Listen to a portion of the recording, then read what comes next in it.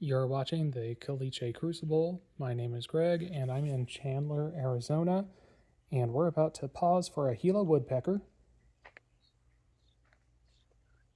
That should be long enough. And so, what I'm building here today, or digging here today, is a sunken bed. Desert peoples around the world have figured this out or had some sort of variation on this.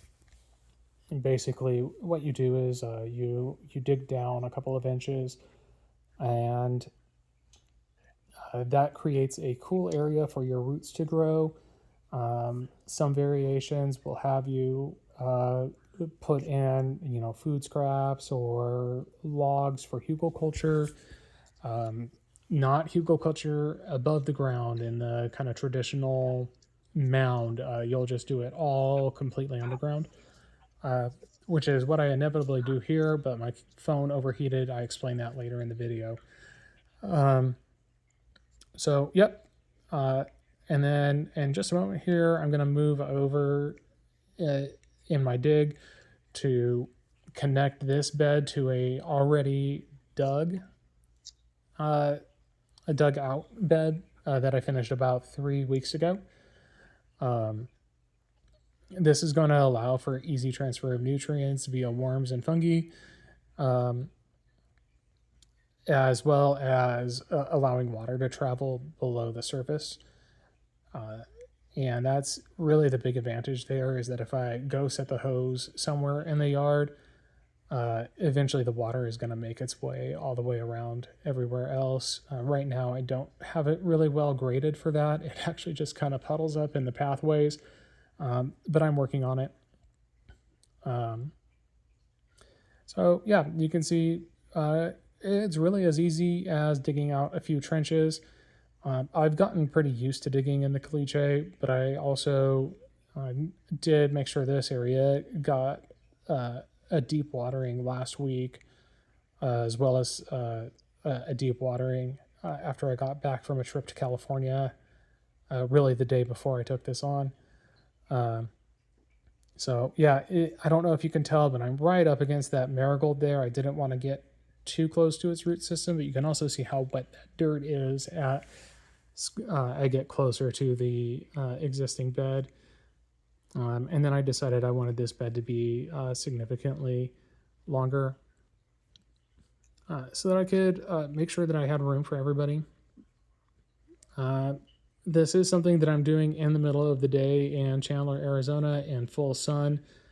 Judging by my shadow, it's probably around 11 a.m. I don't quite remember. I just remember getting up and going out in the yard to go do something, and sometimes that's the best way to get something done. That weird roundabout there was just to say this is the part where I go get an umbrella, and that's why nothing is happening.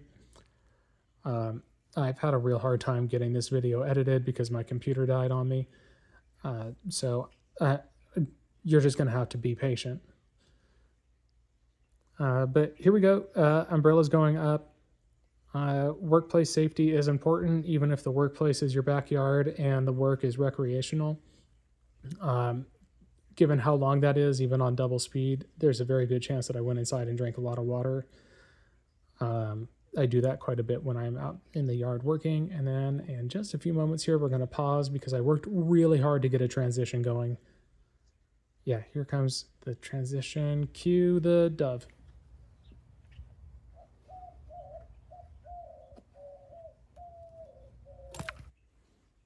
Okay, I worked really hard to isolate that little bit where the dove goes off and then I throw the rock.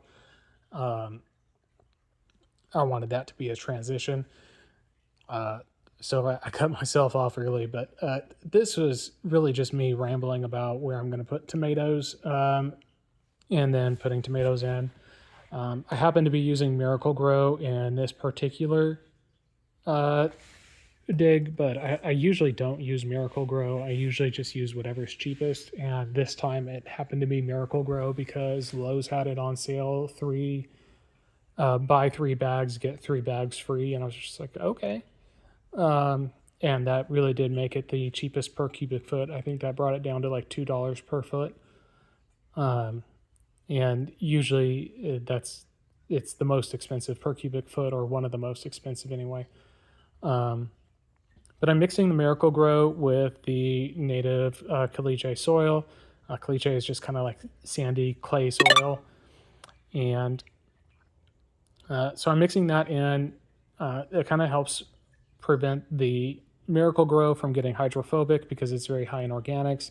It also helps the clay from just like either A, letting the water run right through it or sit on top of it, or just sit there and be wet forever.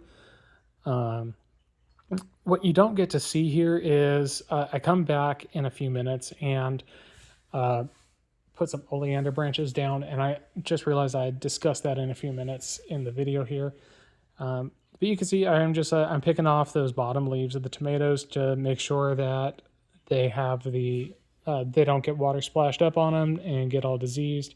I did not bury the stems just because I don't want these tomatoes putting extra energy into new roots right now. I want them to focus on their existing roots. And that's going to be real important for them. So, and in just a few seconds, we're going to go into me talking live with information that I actually wanted to relay. So enjoy. Okay, so my phone overheated and did not record pretty much the entire ending of constructing this sunken bed. So what I did to finish up though is pretty simple. The oleander branch that I have here, I have several of these from another part of my garden where I'm trying to kill off, or at least make smaller, an oleander that came with the house. But I took several branches this size and smaller, and then some more that are closer to this size and this size, and buried those. They're pretty well desiccated, so I'm not at all worried about them resprouting. And there's not a lot of indication that they will poison any food that grows in this bed.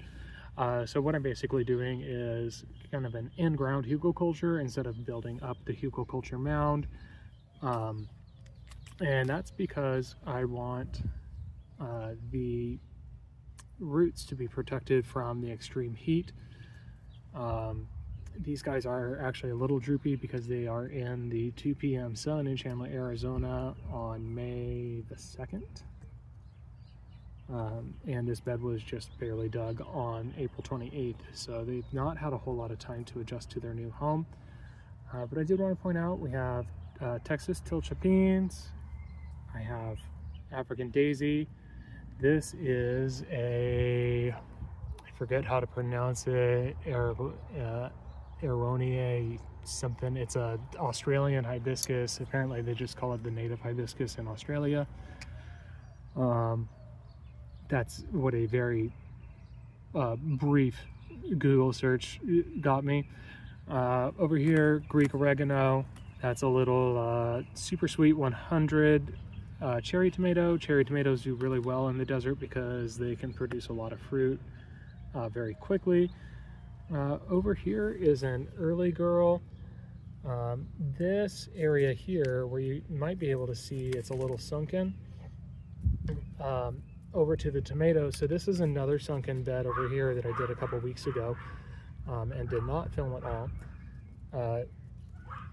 This tomato more or less marks where I connected these two beds so that they can kind of share resources from this vermicompost bin, as well as share water resources, fungal network and whatnot, without having to go through my really hard clay soil.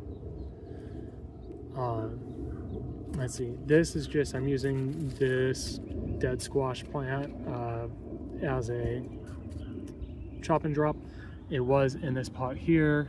I did 2 seeds and got tired of it and didn't want them competing with each other, so I cut the smaller of the two. Here we have a Roma tomato. Roma tomatoes are kind of hit and miss, but it was looking pretty vigorous. Had a nice robust root system, so I stuck it in the ground here. Can't remember, did I already mention this is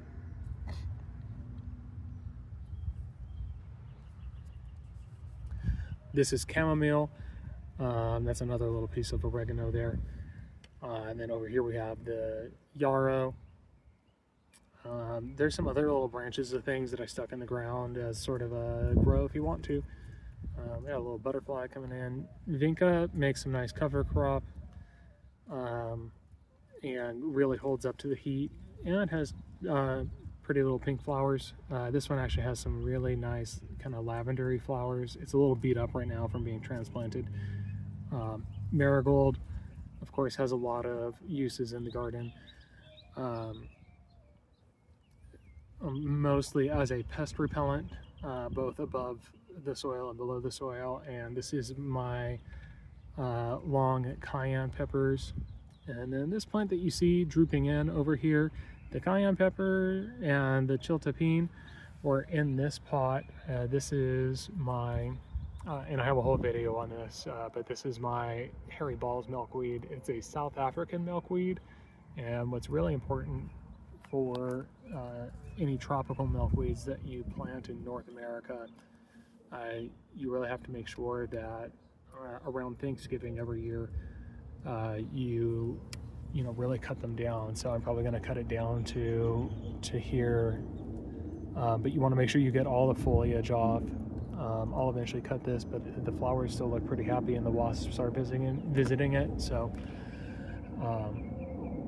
yep, and then this is just nasturtium. I did chop and drop, and I'm using that as some kind of like extra mulch and shade for the soil, because I dug up this whole pot, basically got emptied out, and I took a lot of soil with these two plants, and then backfilled with new soil. So,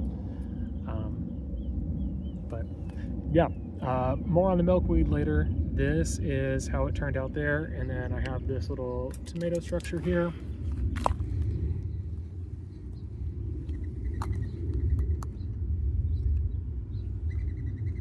I had it uncovered so that I could film real quick.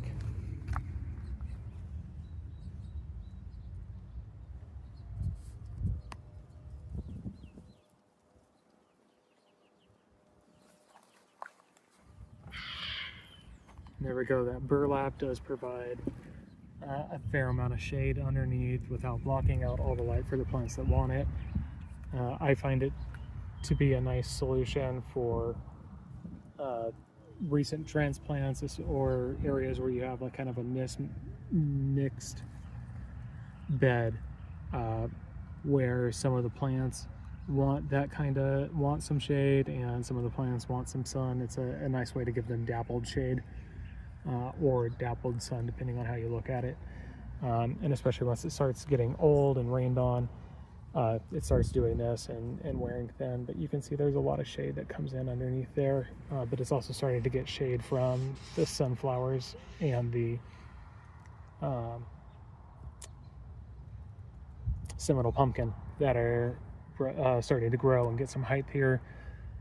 Eventually a lot of this is going to have shade, and my idea right now with the dense planting is things are going to get tall and compete, and other things underneath are going to die. Most of the garden is, a lot of it is for food for me, but most of it is for food for my tortoise, who is sleeping under her princess pillows on the porch. But all right, there we go.